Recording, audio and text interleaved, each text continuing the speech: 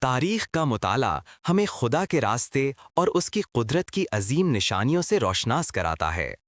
آج ہم ایک ایسی ہی اہم مگر اکثر فراموش شدہ قوم عاد اور ان کے پیغمبر حضرت ہود کے قصے کو بیان کریں گے، جس میں آج کے انسانوں کے لیے عبرت اور رہنمائی کے انمول سبق پنہان ہیں۔ تاریخ کے اوراق میں کئی ایسی قوموں کے قصے رقم ہیں جو اپنی طاقت، دولت اور فن تعمیر میں بے مثال تھیں۔ ان کی عظمت کے مینار آسمان سے باتیں کرتے تھے، لیکن ان کے دل زمین پر رینگتے تھے۔ آج ہم ایک ایسی ہی قوم کی داستان سنانے جا رہے ہیں، ایک ایسی قوم جس نے خدا کی نعمتوں کا انکار کیا، تکبر کی چادر اوڑھی اور اپنے نبی کی پکار کو ٹھکرا دیا۔ یہ داستان ہے قوم عاد کی اور اللہ کے برگزیدہ پیغمبر حضرت ہود علیہ السلام کی، ایک ایسی کہانی جو ہمیں ماضی کے دھندکوں سے نکال کر حال کی روشنی میں لاتی ہے اور بتاتی ہے کہ انسانی تکبر کا انجام کیا ہوتا ہے۔ آئیے دکھتی تاریخ کے اس سفر پر ہمارے ساتھ چلیں اور عبرت کے انمول موتی چنیں۔ جزیرہ نما عرب کے جنوبی حصے میں یمن اور عمان کے درمیان ریت کے ٹیلوں اور سرسبز وادیوں کے بیچ ایک عظیم الشان قوم آباد تھی، جسے قوم عاد کے نام سے جانا جاتا ہے۔ یہ وہ قوم تھی جسے اللہ تعالیٰ نے بے پناہ جسمانی قوت، لمبی عمریں اور غیر معمولی صلاحیتوں سے نوازا تھا۔ ان کے قد و قامت ایسے تھے کہ دیکھنے والے دنگ رہ جاتے تھے۔ وہ فن تعمیر کے ماہر تھے۔ انہوں نے بلند و بالا عمارتیں، مضبوط قلعے اور پانی کے وسیع ذخائر تعمیر کیے تھے۔ قرآن پاک میں ان کا ذکر ارام ذات العماد کے نام سے بھی آیا ہے، یعنی ستونوں والی ارام، جس کی مثال دنیا میں کہیں نہیں ملتی تھی۔ ان کی زمینیں زرخیز تھیں، باغات لہلہاتے تھے اور ہر طرف خوشحالی کا دور دورہ تھا۔ لیکن اس بے پناہ خوشحالی اور طاقت نے انہیں شکر گزار بنانے کے بجائے متکبر بنا دیا۔ انہوں نے اللہ کی نعمتوں کو فراموش کر دیا اور بتوں کی پوجا شروع کر دی۔ وہ اپنی طاقت پر فخر کرتے، کمزوروں پر ظلم ڈھاتے اور زمین میں فساد پھیلاتے تھے۔ ان کا خیال تھا کہ ان کی طاقت لازوال ہے اور کوئی انہیں شکست نہیں دے سکتا۔ وہ ہر اونچی جگہ پر بے بس فائدہ نشانیاں اور تفریح گاہیں بناتے تھے، شاید اپنی عظمت کا اظہار کرنے کے لیے۔ ان کی ہٹ دھرمی اور تکبر اس قدر بڑھ گیا تھا کہ وہ سمجھتے تھے کہ کوئی طاقت ان کا کچھ بگاڑ نہیں سکتی۔ وہ اپنے ارد گرد کی قوموں پر بھی رعب جماتے تھے اور ان کے دلوں میں خوف پیدا کرتے تھے۔ یہ وہ وقت تھا جب اللہ تعالیٰ نے ان کی ہدایت کے لیے ایک عظیم پیغمبر کو مبعوث فرمایا۔ ایسی قوم عاد میں سے ایک معزز اور نائک شخص حضرت ہود علیہ السلام کو اللہ تعالیٰ نے اپنا پیغمبر بنا کر بھیجا۔ حضرت ہود علیہ السلام اپنی قوم میں سچائی، امانت اور دیانت کے لیے مشہور تھے۔ انہوں نے اپنی قوم کو اللہ کی وحدانیت کی طرف بلایا، انہیں بت پرستی سے منع کیا اور یاد دلایا کہ یہ تمام نعمتیں اللہ کی عطا کردہ ہیں۔ انہوں نے نرمی سے اپنی قوم کو سمجھایا، اے میری قوم، اللہ کی عبادت کرو، اس کے سوا تمہارا کوئی معبود نہیں۔ تم تو صرف بہتان باندھتے ہو، میں تم سے اس پر کوئی اجر نہیں مانگتا۔ میرا اجر تو صرف اس ذات کے ذمے ہے جس نے مجھے پیدا کیا۔ سورہ ہود آیت 50-51۔ حضرت ہود علیہ السلام نے انہیں ان کے آباء و اجداد کے غلط عقائد سے باز رہنے کی تلقین کی اور خبردار کیا کہ اگر انہوں نے اپنی روش نہ بدلی تو اللہ کا عذاب انہیں گھیر لے گا۔ انہوں نے انہیں ماضی کی قوموں کے انجام سے عبرت حاصل کرنے کی دعوت دی، جیسے کہ قوم نوح کا انجام۔ آپ علیہ السلام نے انہیں یاد دلایا کہ اللہ نے انہیں قوم نوح کے بعد زمین کا وارث بنایا ہے اور انہیں جسمانی قوت میں بھی فضیلت دی ہے، لہٰذا انہیں اللہ کا شکر ادا کرنا چاہیے۔ لیکن قوم عاد نے اپنے پیغمبر کی اس مخلصانہ دعوت کو سنی انسنی کر دیا۔ قوم عاد نے حضرت ہود علیہ السلام کی دعوت کو تکبر اور ہٹ دھرمی سے ٹھکرا دیا۔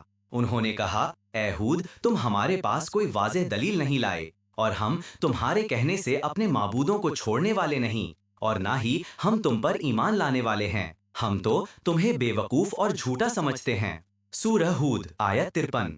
انہوں نے حضرت ہود علیہ السلام پر الزام لگایا کہ وہ ان کے معبودوں کے بارے میں بری باتیں کر کے انہیں نقصان پہنچانا چاہتے ہیں، یا یہ کہ انہیں کسی جنون نے آ گھیرا ہے۔ وہ اپنی آبائی رسم و رواج اور بت پرستی پر سختی سے قائم رہے۔ ان کا کہنا تھا کہ ہم اپنے باپ دادا کے دین کو کیسے چھوڑ دیں۔ انہوں نے حضرت ہود علیہ السلام کو چیلنج کیا کہ اگر وہ سچے ہیں تو وہ عذاب لے آئیں جس کی وہ دھمکی دیتے ہیں۔ وہ اپنی طاقت اور کثرت پر اس قدر مغرور تھے کہ انہیں کسی عذاب کا کوئی خوف نہیں تھا۔ حضرت ہود علیہ السلام نے انہیں بار بار سمجھایا، انہیں اللہ کی قدرت اور اس کے غضب سے ڈرایا، لیکن ان کے کانوں پر جوں تک نہ رینگی۔ ان کی ہٹ دھرمی اور سرکشی حد سے تجاوز کر چکی تھی۔ جب قوم عاد نے ہر طرح کی نصیحت اور وارننگ کو ٹھکرا دیا تو اللہ کا فیصلہ آ گیا۔ پہلے پہل ان پر قحط سالی اور خشک سالی مسلط کی گئی تاکہ انہیں اپنی غلطیوں کا احساس ہو، لیکن وہ پھر بھی نہ سدھرے۔ پھر ایک دن انہوں نے افق پر ایک گہرے بادل کو اپنی وادیوں کی طرف بڑھتے دیکھا۔ وہ خوش ہوئے اور کہنے لگے کہ یہ بادل ہم پر بارش برسائے گا اور ہماری خشک سالی ختم ہو جائے گی۔ لیکن حضرت ہود علیہ السلام نے انہیں خبردار کیا، نہیں، بلکہ یہ وہ ہے جس کی تم جلدی کر رہے تھے۔ یہ ایک آندھی ہے جس میں دردناک عذاب ہے۔ سورہ الاحقاف آیت 24۔ اور پھر وہی ہوا جس سے حضرت ہود علیہ السلام نے انہیں ڈرایا تھا۔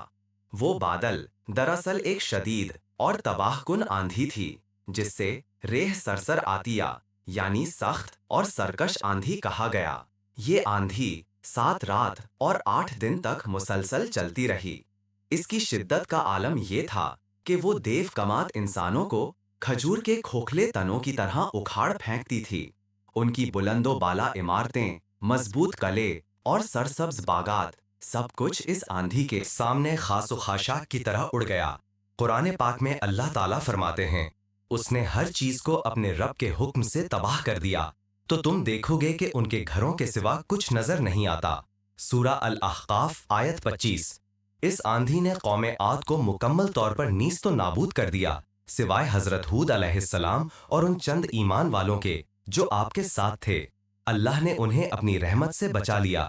یہ ایک ایسی تباہی تھی جس نے ایک عظیم قوم کو صفحہ ہستی سے مٹا دیا اور اس کی جگہ عبرت کا نشان چھوڑ دیا۔ قوم عاد کی داستان صرف ایک تاریخی واقعہ نہیں، بلکہ انسانیت کے لیے ایک گہرا سبق ہے۔ یہ ہمیں سکھاتی ہے کہ دنیاوی طاقت، دولت اور جسمانی قوت عارضی ہیں، اور اصل طاقت صرف اللہ تعالیٰ کی ہے۔ تکبر اور غرور کا انجام ہمیشہ تباہی ہوتا ہے۔ جب انسان اللہ کی نعمتوں کا شکر ادا کرنے کے بجائے ان کا انکار کرتا ہے اور زمین میں فساد پھیلاتا ہے تو اللہ کی پکڑ بڑی شدید ہوتی ہے۔ یہ واقعہ ہمیں توحید کی اہمیت پر زور دیتا ہے کہ اللہ کے سوا کوئی عبادت کے لائق نہیں۔ یہ ہمیں یاد دلاتا ہے کہ انبیاء کرام علیہ السلام اللہ کے سچے پیغمبر ہوتے ہیں اور ان کی باتوں کو سنجیدگی سے لینا چاہیے۔ ان کی پکار کو ٹکرانا دراصل اللہ کے حکم کو ٹکرانا ہے۔ آج کے دور میں بھی جب انسان سائنٹیفک ترقی اور مادی کامیابیوں پر فخر کرتا ہے تو قوم عاد کا انجام ہمیں خبردار کرتا ہے کہ ہمیں اپنی حدیں نہیں بھولنی چاہیے۔ ماحولیاتی تباہی، سماجک ناانصافی اور اخلاقی گراوٹ اسی تکبر اور اللہ کے احکامات سے روگردانی کا نتیجہ ہیں۔ ہمیں اس کہانی سے یہ سبق بھی ملتا ہے کہ حق پر قائم رہنے والے چاہے وہ تعداد میں کم ہی کیوں نہ ہوں، اللہ کی مدد سے ہمیشہ کامیاب ہوتے ہیں۔ حضرت ہود علیہ السلام اور ان کے مٹھی بھر ساتھی اس کی بہترین مثال ہیں۔ قوم عاد اور حضرت ہود علیہ السلام کی یہ داستان ہمیں یہ پیغام دیتی ہے کہ اللہ کی پکڑ سے کوئی نہیں بچ سکتا، چاہے وہ کتنی ہی طاقتور قوم کیوں نہ ہو۔ یہ ایک آئینے کی طرح ہے جو ہمیں اپنا عکس دکھاتا ہے اور پوچھتا ہے کہ کیا ہم بھی اپنی نعمتوں کا شکر ادا کر رہے ہیں یا تکبر کی راہ پر چل رہے ہیں۔ یہ ہمیں یاد دلاتی ہے کہ تاریخ اپنے آپ کو دہراتی ہے، اور جو قومیں ماضی سے سبق نہیں سیکھتیں وہ خود تاریخ کا حصہ بن جاتی ہیں۔ آئیے ہم اس انمول سبق کو اپنے دلوں میں بسائیں، اللہ کی وحدانیت پر ایمان رکھیں، اس کے احکامات پر عمل کریں اور اپنے اندر عاجزی اور شکر گزاری پیدا کریں۔ یہی وہ راستہ ہے جو ہمیں دنیا و آخرت کی کامیابی کی طرف لے جاتا ہے۔ اسلامی تاریخ کے مزید اہم لمحات دریافت کرنے اور اپنی میراث میں موجود لازوال حکمت کو جاننے کے لیے ہمارے چینل کو سبسکرائب کریں۔